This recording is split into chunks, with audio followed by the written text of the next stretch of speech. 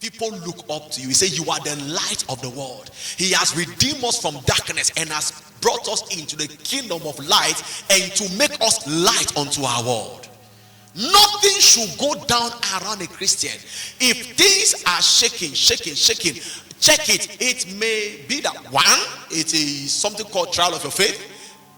If it's not, then Satan is involved, and you must deal with it.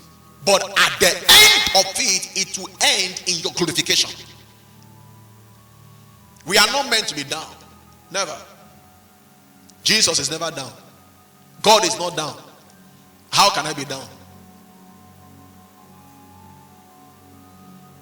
2 Peter chapter 1 verse 3 says, according as his divine power has given unto us all things that pertains to life and godliness. So we are called to partake in the blessedness of God. I'm trying to paint to you the glorious destiny that God has designed for our lives. But it is possible to have a glorious destiny and never manifest it. It is possible, sir. It is possible. You know, every pregnancy is designed by God to culminate into childbirth. You get? But it is possible to be pregnant and never see it become a child. Because certain unforeseen factors set in motion. Especially Satan. Satan set in motion to abort God's desire.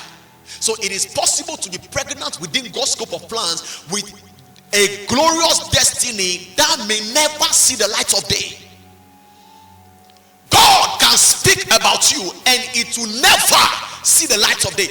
Lucifer was the cherub, anointed cherub that covered it. Lucifer was in the presence of God. He was the apex of the angels. But you know something?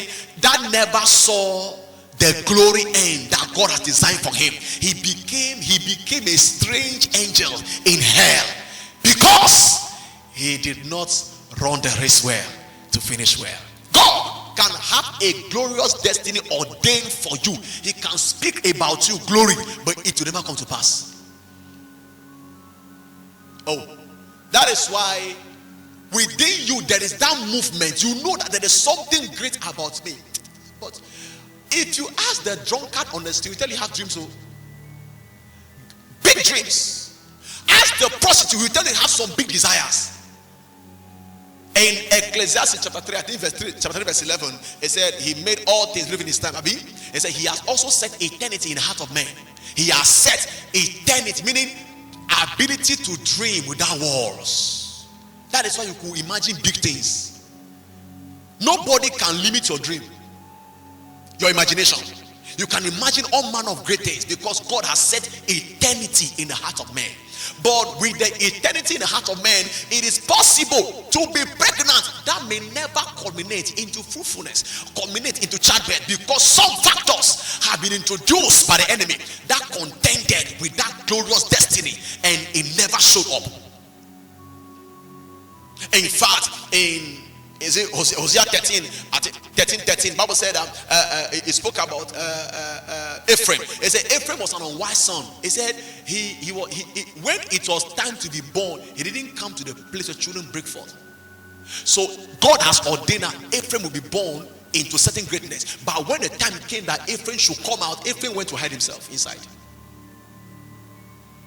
It is possible to have a glorious destiny ordained by God, and it will never show up.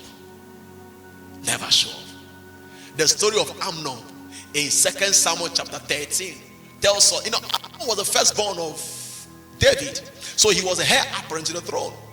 But you know something? Satan introduced certain factors in his life. 2 Samuel chapter 13 verse 1. We say Amnon had a sister and he loved his sister. And he had a wicked friend called Jonadab. Jonadab introduced to him an evil device that would cause him to fall the more. He already fell by having an affection for his younger sister. And God was helping him in that. He was keeping it to himself. Then he had a wicked friend. Keep your gate. Keep yours. It's not everybody that should enter your life. Keep your gate. Keep your gate. I've said severally, any counsel that is not in line with scriptures is a demonic device to cancel out your destiny. Keep your gates. Now, let me continue. He had a wicked friend. The friend introduced him to a system through which he can have his desire. You know, there are some desires you have now, but the godliness of your character is keeping you from executing them. When you should have somebody to just tell you, he doesn't do anything. You say, he has taken you a step further to Satan. And I was saying, oh, this one, I've done it before. Oh, then let's all do it. Because of a wicked friend. And know something? The heir apparent to the throne never sat on the throne. He slept with his sister. Then Absalom killed him. He died prematurely.